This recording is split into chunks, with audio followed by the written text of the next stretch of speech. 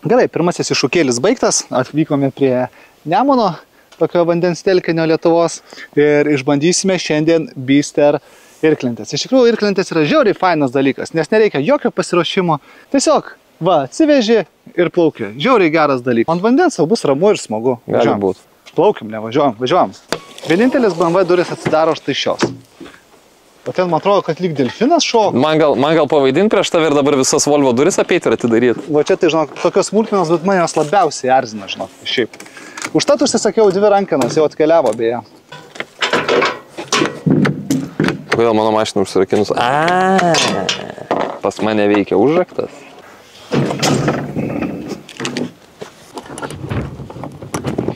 Va, kokio dydžio Bisteris. Kitas geras dalykas, kad šitos irklentės, kad ir matėt, kokio yra dydžio, bet jos yra pripučiamos, jas labai lengva transportuoti, jums visai nebūtina turėti va tokių bekelis liūtų kaip mes, tiesiog išleidžiat orą, prisipučiat, nusivežat kur tik norit ir plaukit. Taip ir padarys. Aš, pavyzdžiui, jūrai plaukiau. Aš gavau naują irklą.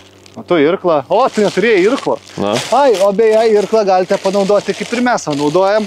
Aš va irklentės irklą vežiojusi, jeigu kas nors nutiktų netikėtų ir tektų išsikasti. Bet iš tikrųjų irklas yra skirtas irkluoti. Dar padarysim. Čia jis toks ilgas? Pasirodo, irklo ir ilgis reguliuojasi. Aš tai su irklentėm tai mažai ką bendro turiu. Tai bus įdomu išbandyti. Turbūt antrą kartą gyvenime plauksiu su irklente. Pernai plaukiau su Bisterio irklente ir šiemet antrą kartą praplauksiu šiek tiek. O kokį ilgį statyti irklą? Ok, mes jau vandenį, koks šiltas vanduo ir bandom plaukti. Man patinka irklentės. Grožiesi gamta savo, plauki, niekur neskubi.